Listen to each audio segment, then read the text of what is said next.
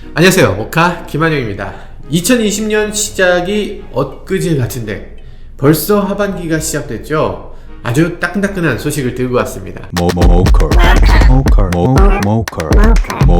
지난 6월 수입차 실적에서 수입차 판매량이 크게 증가했었죠. 다른 나라는 코로나다, 경제 불황이다, 뭐다 하면서 자동차 판매량이 계속해서 번지 점프를 뛰고 있어. 근데 우리나라는 정말 대단합니다. 수입차 특히 16.3%나 올랐어요. 자동차들 전체 시장은 6.6% 올랐다고 하는데 16.3%가 올랐으니까 상대적으로 훨씬 빠른 속도로 판매가 늘고 있다는 거죠. 전년에 수입차가 워낙 떨어져 있었어요. 독일차는 다 못 팔아, 승인 안 내줘, 등등등이 있어서 그 기저효과가 있어서 지금 판매가 빠른 속도로 증가되고 있는 거죠. 여튼 어쨌든 우리나라에서 자동차 판매 이렇게 회복되고 있는 거 보면 대단하다, 이런 생각이 듭니다. 그래서일까요? 지금 해외 자동차 브랜드 무려 신차 30종이 출시된다고 하는데 어떤 차들이 있는지 한번 살펴보시죠. 네, 영원한 숙적이라고 할 수 있죠. 메르세데스 벤츠, BMW 아주 치열하게 맞붙는 거죠. 사실 가장 볼륨 모델이라고 할 수 있는 메르세데스 벤츠 E클래스 페이스리프트 나오고요. BMW 5 시리즈도 페이스리프트를 거의 비슷한 시기에 출시합니다. 이 두 차종 간의 전쟁은 이 지켜보는 입장에서는 아주 재밌는 싸움이기도 해요. 누가 더 세련되게 디자인했냐, 누가 더 새로운 기술을 많이 넣었냐, 이런 것들을 보는 거 아주 재밌잖아요. 요즘 BMW 옵션이 장난이 아니에요. 깡통부터 옵션이 다 들어갔습니다. 어댑티브 크루즈 다 들어가고, 옵션 강화 모델이라고 해서 일단 나파 가죽으로 쫙 바르고 인테리어, 익스테리어 할 거 없이 어마어마하게 훌륭한 그런 상품성을 보여줘요. 물론 E클래스라고 가만히 있진 않겠죠. 서로 할인하고 옵션 더 넣어주고 이런 일들이 있는데, 저희 입장에서는 여러 가지로 굿이나 보고 떡이나 먹어야 되겠구나, 이런 생각이 들기도 하는데, 이전에는 5 시리즈하고 E클래스 싸우면 E클래스가 이겼습니다. 일단 외관에서 봤을 때 E클래스는 뭔가 클래식하면서도 굉장히 고급스럽고 그냥 여러모로 그냥 이겼어요. 근데 이번 E클래스 디자인은 이게 괜찮나? 괜찮아요? 메르세데스 벤츠 GLB도 나옵니다. GLA는 익숙하신 분들 많겠지만 GLB는 처음이다, 이렇게 느끼시는 분들도 많을 것 같아요. 진짜로 GLB는 우리나라에서 한 번도 안 나왔었거든요. B클래스는 나왔었는데, 근데 확실히 그런 건 있어요. 그 B클래스 요런 종류의 차가 잘 안 팔려요. 그래서 이거 안 되나 했었는데, 아마도 벤츠 입장에서는 A클래스가 팔려나가는 걸 보면서 이러면 B도 될 것 같네 라는 생각이 들었던 것 같기도 합니다. 이 GLB는 소형인데도 불구하고 7인승 구조도 나옵니다. 그래서 작으면서 7인승이었으면 좋겠다라고 했던 거, 카렌스가 왜 단종되고 그래 라고 생각하시는 분들 계시잖아요. 그런 분들이 선택할 수 있는 차. 여기는 4기통 2리터 터보차저 엔진이 들어간다고 하고요. 8단 듀얼 클러치 변속기 들어간다고 합니다. 그래서 출력도 221마력이나 돼요. 결코 작지 않은 출력. 이거 괜찮겠는걸? 이런 생각이 드는데, 요즘은 이제 프리미엄 브랜드가 소형차라고 해서 그래, 그 시장은 우리 들어갈 거 아니지, 너네들끼리 잘 먹고 잘 살아라, 이런 거 없어요. 무조건 가장 바닥부터 가장 끝까지 팔 수 있는 건 다 파는 겁니다. 그러니까 지금 GLB도 막강한 상대가 될 수 있을 것 같아요. BMW 6 시리즈도 나옵니다. 옛날에는 5 시리즈 GT라고 불렀던 차죠. 근데 요즘은 6 시리즈라고 이름을 바꿨어요. 그러면서 차가 날렵해졌죠. 약간 상술 같긴 한데 5 GT라고 했을 때 팔렸던 차가 6 시리즈라고 하니까 꽤 팔려요. 그리고 기존에 6 시리즈라고 있었던 그 차들이 8 시리즈가 됐습니다. 약간 이름에 인플레이션이 있는데, 이 뚱뚱했던 5 GT가 6이라는 이름을 붙이니까 꽤 날렵하고 세련돼 보이기도 하고, 뭔가 나도 모르게 말려들어. 기술 들어갑니다. 일리 있는데? 이러면서 말려듭니다. BMW 4 시리즈 2세대가 나옵니다. 스파이샷으로 많이 공개됐었는데, 스파이샷 보면서 정말 욕 무지하게 먹었습니다. BMW가 드디어 미쳤구나. 야, 얘네들 진짜 이렇게 미칠 줄 알았는데 이제 정말 갈 때까지 갔군요. 야, BMW 이렇게 망하는구나. 안녕, 그동안 즐거웠어, 등등등 나왔는데, 지금 제대로 찍힌 사진을 보니까 멋있어. 이게 어떻게 멋있을 수가 있지? 이렇게 만들었는데 멋있다고? 야, 진짜 충격입니다. 아니, 처음에 헉 하다가 사고 싶은데 사고 싶어져요. M4 디자인이 지금 먼저 공개됐는데 다른 차들도 어떻게 될까 하는 생각이 조금 들긴 해요. 사실 BMW 오리지널 디자인 하면 원래 이런 디자인이었잖아요. 세로로 긴 거. 이제야 좀 자기 자리를 찾아가는 것 같기도 합니다. 그동안 BMW가 스포츠카 만든다면서 이렇게 납작하게 길게 만드는 게 BMW 디자인이었는데 이제는 세로로 갈 때까지 가는 게 목표인 것 같아요. 미니 컨트리맨 2세대가 나옵니다. 뭐 아주 예쁜 SUV죠. 지난번에 영상에서 말씀드렸다시피 기획을 마그나 슈타이어가 해서, 그래서 BMW가 X3 물량을 가져간 그 라인을 살리기 위해서 만든 대체제, 약간 빈틈을 메우기 위한 그런 제품입니다. 근데 그 컨트리맨이 이제 2세대로 올라섰네요. 성공했다고 봐야죠. 성공한 겨? 이번에는 뭐 외관이나 실내나 조금씩 바뀌었는데 뭐 그것보다 더 중요한 건 연비 개선, 친환경성 위해서 3기통 가솔린 터보가 들어간다는 점이죠. BMW가 엔진 만드는 특징이 있습니다. 다른 메이커 같은 경우는 4기통 엔진을 하나 만들어서 8기통으로 공유하고 아니면 뭐 6기통을 만들어서 뭐 이런 식으로 하는데, 그게 아니라 BMW는 이 실린더별로 마음대로 이 레고 블럭을 붙이듯이 더해서 덜해서 이런 식으로 만들 수 있는 거예요. 그래서 각 실린더를 모듈형으로 한다. 그게 BMW의 엔진 구성인데요.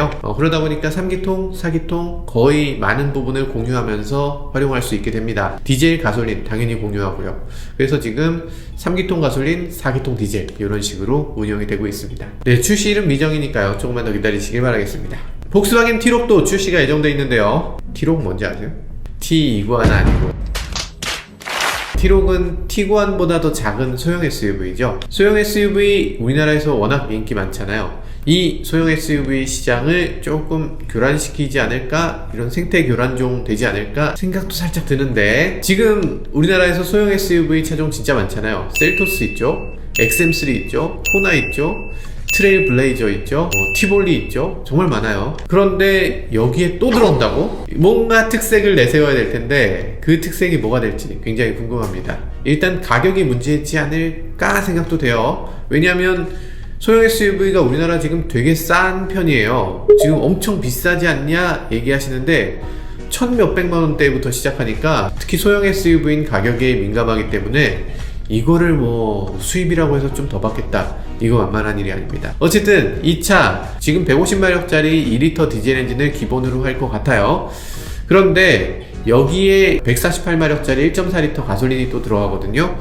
뭐 괜찮아요. 괜찮은데 지금 괜찮은 것만으로는 조금 부족하거든요. 뭔가 특징적인 게 하나 있어줘야 됩니다. T-Roc R 같은 것도 하나 있어주면 그런 차가 있었네 라면서 한번 딱 볼 것 같은데, 만약에 그런 거 아니면 눈길도 못 받을지도 모르겠다는 생각도 들어요. 볼보 S90 그리고 V90 크로스컨트리 모델의 부분 변경도 있습니다. 우리나라에서는 부분 변경하면 말이 부분 변경이고 사실상 풀체인지잖아요. 이런 거가 있었는데 볼보는 그런 식은 아닙니다. 저희가 더 바라는 건 뭐냐면 폴스타 전기차 빨리 좀 내놨으면 좋겠습니다. 네, 지프 픽업 트럭이 나옵니다. 지프의 픽업 트럭은 글래디에이터라고 하는 차인데요.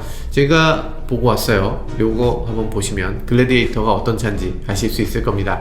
국내에 지금 픽업 트럭 하면 쌍용 넥스턴 그리고 쉐보레 콜로라도 이렇게 두 가지가 팔리고 있잖아요. 현대차는 산타크루즈를 생산할지 안 할지 모르겠는 상황이고, 포드에서는 F150을 국내에 출시할지도 모르겠다라는 생각을 하고 있어요. 사실 픽업 트럭이 여기도 내놓으면 어느 정도 그냥 나가는 시장이거든요. 왜냐면 픽업 트럭이면은 세제 혜택이 되게 좋아. 어쨌든 이제 픽업 트럭 시장도 싸움이 아주 막 터질 것 같습니다. 랜드로버 디펜더가 나옵니다. 랜드로버 디펜더 저는 정말 귀엽고 멋진 차라고 생각됩니다. 예전의 디펜더 아마 보신 분들, 타보신 분들도 간혹 계실 거예요. 제가 영국이나 뭐 유럽 같은 데 가서 랜드로버 디펜더 가끔 타게 되는데, 일단 디펜더는 진짜 오래된 차예요. 진짜 오래된 차. 엄청 크고 괴상하고 낡고 소음에 대한 처리도 전혀 안 돼 있고 정말 엉망진창의 차인데 마니아들이 정말 좋아하는 차. 저도 딱 타면서 이건 진짜 로망이다, 진짜 갖고 싶다, 이런 느낌이 드는 그런 차였어요. 그냥 깡통 같아. 차 전체가 그냥 드럼통 대충 찍어서 만든 것 같은 차예요. 그래서 마니아들이 더 좋아하는 것 같습니다. 그 디펜더가 단종됐는데 이제는 그 디펜더랑 관계없이 그 디자인을 현대적으로 재해석해서 더 작고 귀엽고 세련되게 바꿨습니다. SUV 전체 중에 이게 가장 매력적이지 않나? 라는 생각이 들 정도로 아주 멋진 자동차인 것 같아요. 오프로드를 달리겠다라고 하면 이 차, 당연히 이 차 아닌가? 디펜더 어쨌든 거는 기대가 굉장히 큽니다. 그리고 제규어 XE가 나옵니다. 사실 저는 정말 좋아하는 차예요. 정말 좋아하는데 왜 좋아하냐면 이게 과거에 3시리즈를 너무 좋아했는데 3시리즈가 3시리즈 다음을 잃고 있어요. 그러니까 그 자리에 뭔가 들어가야 되는데 그 자리에 들어가는 차가 없었던 거죠. 그게 제규어 XE였습니다. 3시리즈보다 더 3시리즈 같고 여러모로 주행 감각이라든지 뭐 드라이버를 위해서는 훨씬 더 좋은 차, 운전자 입장에서 너무 기쁜 차, 너무 다이나믹하고 너무 즐거운 차, 뒷바퀴를 막 드리프트하면서 막 탈 수 있는 차, 그런 점에서 XE가 너무 좋았던 거죠. 그래서 페이스리프트도 그만큼 반갑습니다. 제규어 F타입 신형이 나옵니다. F타입은 길 가는데 보면 사운드가 아주 멋있죠. 그냥 무랑둥둥둥 이런 소리가 나면서 무슨 소리인지 아시겠죠? 헛소리 하지마 임마. 크기에 비해서 너무 소리가 커. 차체는 되게 귀여운데 제가 저 소리를 내고 있는 거야? 딴 차 있는 거 아니야? 이런 식으로 두리번 되게 만드는 그런 사운드입니다. 엄청나요. 박스터만 하고 2인승이고 6기통, 8기통에 대한 로망이 있으시면 한번 살펴볼 필요도 있는 것 같습니다. 네, 캐딜락은요 CT4, CT5를 내놓습니다. CT4라고 하면 ATS의 후속입니다. ATS라고 했던 차, 제가 좋아하는 차는 일단 다단종인데, 그리고 CT5도 나옵니다. 이건 CTS죠. CTS도 단종. 그래서 이런 차들 되게 좋았잖아요. 이 좋은 차 단종되고 다른 이름으로 바뀌어서 다시 나옵니다. CT4, CT5. 캐딜락 XT4도 신차가 나옵니다. XT4는 소형 SUV죠.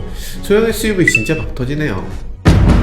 사실 캐딜락 굉장히 어려움을 많이 겪고 있죠. 우리나라에서는 브랜드 이미지 정말 중요한데요. 우리나라 프리미엄 수입차 하면 대체로 뭐가 떠오르세요? 벤츠, BMW. 독일 차만 지금 프리미엄을 제대로 쌓은 것 같고, 독일 차 중에서도 3, 4 여기에 아주 집중되는 것 같은 느낌이 들어요. 그래서 캐딜락, 링컨 이런 브랜드들은 미국에서는 확실히 프리미엄이다 라고 하지만 우리나라에서는 아직 인지도가 많이 떨어지고 있는 것 같습니다.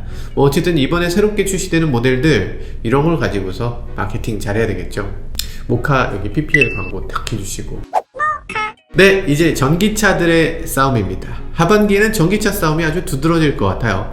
사실 전기차 너무 당연한 겁니다. 내놓으면 일단 소비층이 있어. 내놓으면 팔리니까 이렇게 전기차가 막 나오는 게 당연하죠. 푸조는 E208을 내놓습니다. 보조금을 더하면 2천만원대 구입할 수 있다고 해요. 그러니까 이제는 전기차라고 해서 더 비싼 게 아니라 그냥 일반 세단의 가격으로 구입할 수 있고, 유지비도 엔진오일이나 뭐 이런 거 갈 필요가 없고 구입비도 저렴하고 그런 차가 돼가는 것 같아요. 지금 우리나라 주행거리는 아직 안 나왔는데 WLTP 기준으로 했을 때 340km 주행이라고 나와 있습니다. 우리나라에서는 아마 이거보다 낫겠죠. 그리고 푸조 E2008 SUV도 나와요. 2008 같은 경우는 굉장히 멋있는 디자인을 갖고 있는 SUV이기도 하죠. 그래서 저는 이게 사실 푸조에서 굉장히 먹히는 차가 되지 않을까. 208보다 이 2008이 훨씬 더 우리나라 소비자층에 맞는 것 같아요. 그런데 주행거리가 좀 아쉽습니다. 310km인데요. 이 310km가 되면 우리나라에서는 200km대가 돼요. 300km를 못 넘을 겁니다. 그래서 200km가 되면 데미지가 너무 클 것 같아. 한 290km 뭐 이렇게 되면 소비자가 야 200 몇십 킬로밖에 못 가는 차를 내가 살 수 있겠냐 라고 하실 게 거의 분명한데, 400km가 넘는 차들 타면 충전에 대한 스트레스가 전혀 없어요. 전혀 아무 생각 없을 수 있어. 그냥 내 집에만 충전기가 있으면 아침마다 언제나 만땅 상태로 그냥 가는 거예요. 근데 한 300km 이내가 되면 매일 충전을 한다라는 기준으로, 그러니까 우리 집에 반드시 충전기가 있다고 생각해야만 살 수 있는 차. 그리고 지금 실내 인테리어 보면 예뻐. 이게 핸들 위로 이렇게 계기판이 있고, 요즘에 그 푸조의 그 첨단 이미지를 갖고 있는 그 실내 인테리어를 갖고 있습니다. 푸조 디자인이 진짜 멋있었잖아요. 근데 이전에 푸조에 있던 디자이너분들이 현대차로 다 왔어요. 그래서 현대차로 오고 나서 푸조 디자인이 예뻐졌어. 진짜 이거 이게 무슨 내가 무슨 망발을 했지?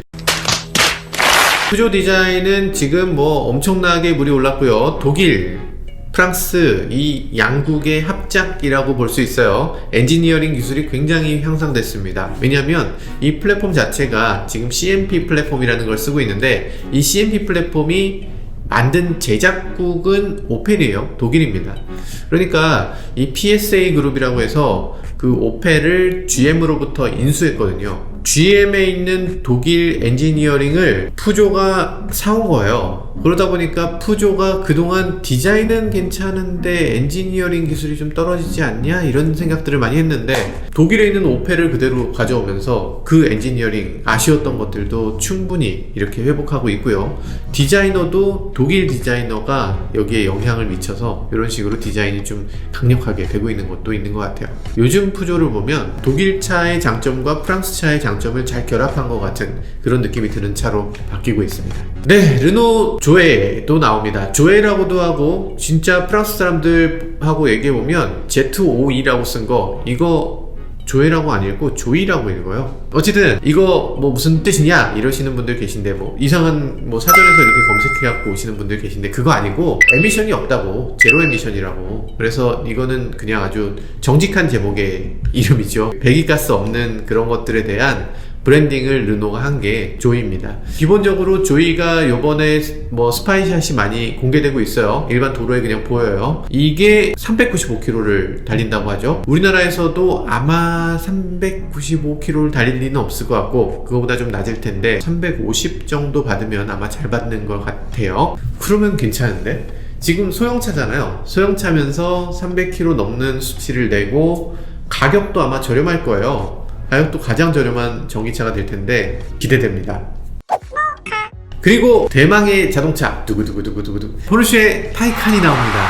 카이엔 쿠페 2 하이브리드로 나온다고 하네요. 플러그인으로 해서 충전을 하고 그리고 그걸로 많은 거리를 전기만으로 갈 수 있는 자동차, 이거를 포르쉐가 일찌감치 내세우고 있는데 메르세데스 벤츠도 일찌감치 내세우고 있고 우리나라에 그런 것들 빨리 좀 도입될 필요가 있는 것 같아요. 물론 뭐 니로 EV, 니로 PHEV가 있긴 합니다만 그걸 조금 더 이제 전기차에 가깝게 배터리도 더 싣고 뭔가 이 정도면 그냥 전기차네 이런 느낌이 들게끔 해주시면 어떨까?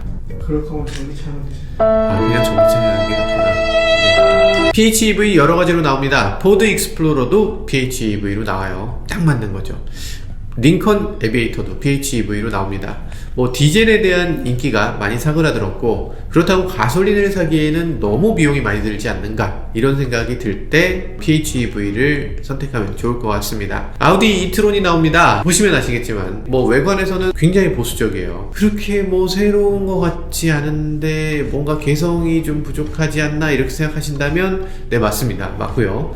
그런데 한 가지 획기적인 개선점이 하나 있죠. 사이드미러가 없어. 우리나라 사이드미러 없어도 되는 나라였어? 네, 되는 나라입니다. 법규가 그렇게 바뀌었어요. 옆에 사이드미러 없고 거기 그냥 카메라만 달고 그 카메라를 모니터로 보여줘도 문제없다 이런 상태고요. 사이드미러 없이 운전하는데 지장 없나? 네, 운전해보신 분들 보면은 뭐 지장 없다고 해요. 네, 센터 페이시아는 지금 10.1인치 디스플레이를 사용하고 있고요. 밑에는 8.6인치가 달려있어서 이렇게 이중으로 두 개로 나눠져 있는데 이럴 거면 그냥 한 덩어리로 하는 게 맞지 않나 싶어요. 급속 충전은 30분 만에 80%를 충전할 수 있다 이렇게 발표하고 있는데요. 근데 여기서 말하는 거는 150kW급으로 충전했을 때를 말합니다. 정말 많은 전기차가 출시됐는데요. 대부분의 전기차들이 테슬라하고 비교해서 테슬라보다 좋아? 나빠? 이거 테슬라하고 비슷해? 테슬라적인 게 뭐가 있어? 이런 것들을 놓고서 평가를 합니다. 그래서 이제는 전기차 시장의 선두주자로 테슬라를 놓고 있어요. 평가 기준이 되고 있어. 그렇지만 그것 못지않게 빨리 이제 대등한 기업이 나와서 테슬라를 좀 능가해줬으면 아니면 좀 경쟁을 치열하게 해줬으면 하는 바람이 있어요. 지금 혼자서 너무 독주하고 있는데 대등하게 경쟁해서 엄청난 물건들을 보여주고 아이디어 싸움이 일어나고 이런 거 저희도 보면 굉장히 즐거울 것 같습니다. 네, 다양한 신차가 계속 나오고 있고요. 여러분들도 아마 매일매일 선물 받는 기분이다 이렇게 생각하시는 분들도 계실 거예요. 이런 여러가지 정보들 알려드리고 같이 기쁨 나누면 좋을 것 같습니다. 그러기 위해서는 뭐 해야 되죠? 구독과 좋아요 하셔야 됩니다. 지금까지 저는 모카 김한용이었습니다. 감사합니다. 야, 하반기 진짜 막 터지겠다. 우리 하나씩만 소개해도 한 달에 적어도 4-5개는 소개해야 되네요. 야, 이거 시승도 다 할 수 있을까? 30개를? 만만치 않네. 시승도 열심히 하고 부지런히 하고 독자분들도 모셔서 같이 하고 막 이렇게 해야 되겠다. 독자분들 좀 모셔야 되겠다 진짜. 그죠?